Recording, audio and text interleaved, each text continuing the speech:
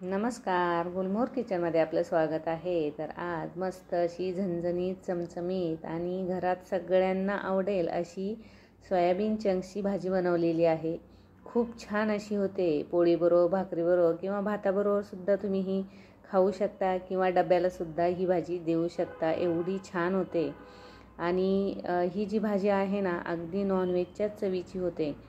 हा video skip न करता पूर्ण पहा आणि आवडल्यास मैत्रिणींना शेअर करायला आणि एक लाईक आणि सबस्क्राईब करायला विसरू नका। त्यासाठी सुरुवातीला आपल्याला ही सोयाबीन वडी घ्यायची आहे आणि एका पातेल्यामध्ये आता ही उकडून घ्यायची आहे।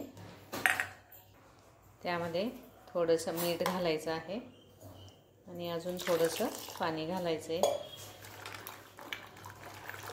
थोडीशी हळद घालूया। व्यवस्थित अशी 5 ते 7 मिनिट आपल्याला ही उकळवून घ्यायची आहे। तोपर्यंत एक मसाला तयार करून घ्यायचा आहे। तर इथे एक मोठा टोमॅटो मी घेतलेला आहे, लाल टोमॅटोच घ्यायचा आहे। त्यानंतर लसूण घ्यायचं आहे, त्यानंतर आलं घ्यायचं आहे, 2 हिरव्या मिरच्या आणि थोडीशी कोथिंबीर। आता याचं वाटण करून घ्यायचं आहे। इथे या प्रकारे वाटण तयार झालेलं आहे। इथे पाहू शकता एकदम व्यवस्थित असे हे फुगले गेलेले आहेत आणि व्यवस्थित शिजले गेलेले आहेत। आता गॅस इथे बंद करायचा आहे। त्यानंतर हे आता एका चाळणीमध्ये निथळण्यास ठेवून द्यायचं आहे। चाळणीवर टाकल्यावर यावर थंड पाणी घालायचं आहे, म्हणजे त्याचा जो एक विशिष्ट प्रकारचा वास असतो तो निघून जाण्यास मदत होते आणि खूप छान असे हे लागतात। आता निथळू द्यायचं आहे आणि थोडंसं थंड झालं की आपल्याला हे पिळून घ्यायचं आहे। आता एका कढईमध्ये थोडंसं तेल घालायचं आहे। तापल्यानंतर त्यामध्ये हे आपण पिळून घेतलेले जे सोयाबीन वडी आहे ती आता परतवून घ्यायची आहे। त्यानंतर अगदी चिमूटभर मीठ घालायचं आहे। याला जे पाणी सुटलेलं असतं किंवा आतमध्ये जे पाणी असतं सोयाबीन वडीच्या, तर ते असं आटेपर्यंत आपल्याला हे सतत परतवून घ्यायचं आहे। इथे आता तुम्ही पाहू शकता एकदम कोरडे असे हे झालेले आहेत। हे पहा याप्रमाणे। आणि हे असेच जरी मुलांना खायला दिले तरी मुलं खरंच खूप आवडीने खातील। करून बघा नक्की एकदा। आता हे काढून घ्यायचं आहे। आता यामध्ये 2 पळ्या आपल्याला तेल घालायचं आहे। तेल घातल्यानंतर थोडेसे आता जिरे घालायचे। त्यानंतर 1 किंवा 2 कांदे आपल्याला घ्यायचे आहे आणि बारीक चिरून घ्यायचे आहे।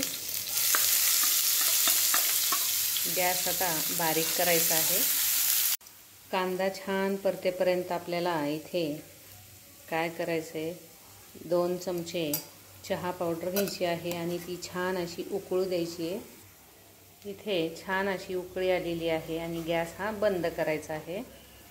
इथे आता कांदा छान परतून झालेला आहे। आता त्यामध्ये घालायचा आहे 1 चमचा धना पावडर, 1 चमचा लाल तिखट आणि थोडासा चिकन मसाला कुठलाही वापरू शकता।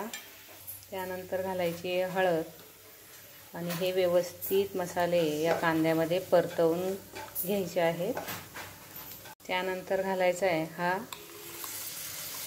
केलेला मसाला किंवा केलेलं वाटण जे आहे ते आता यामध्ये घालायचं आहे। आता हे व्यवस्थित बारीक गॅस करून आपल्याला हे व्यवस्थित परतू द्यायचं आहे। छान असं तेल याला सुटलं गेलं पाहिजे। आता या मसाल्यामध्येच आपल्याला थोडीशी कसुरी मेथी घालायची आहे आणि अगदी थोडासा सोडा घालायचा आहे। सोडा ऑप्शनल आहे, तुम्हाला वाटलं तरच तुम्ही घाला किंवा कधी कधी घालायला काही हरकत नाही। आपण नेहमी थोडंच घालतो का। यानंतर यावर झाकण ठेवायचं आहे इथे आता 1 ते 2 मिनिट झालेले आहे आणि व्यवस्थित मसाला हा परतवून झालेला आहे.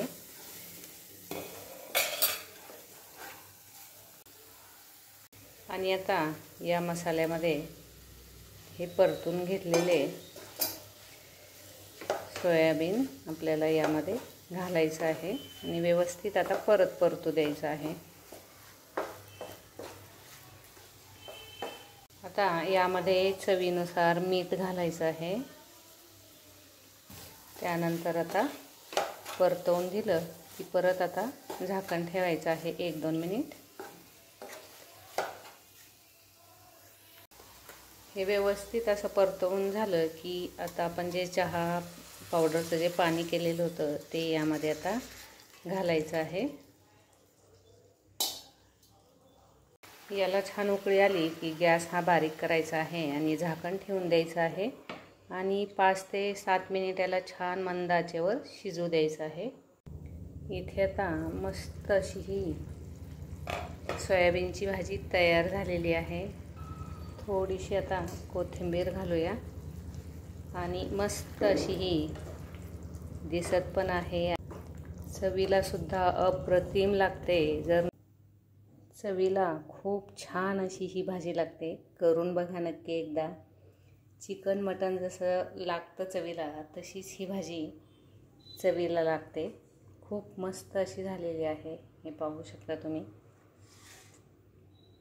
हा व्हिडिओ तुम्हाला जर आवडला असेल तर लाईक, शेअर, कमेंट आणि सबस्क्राईब करायला विसरू नका.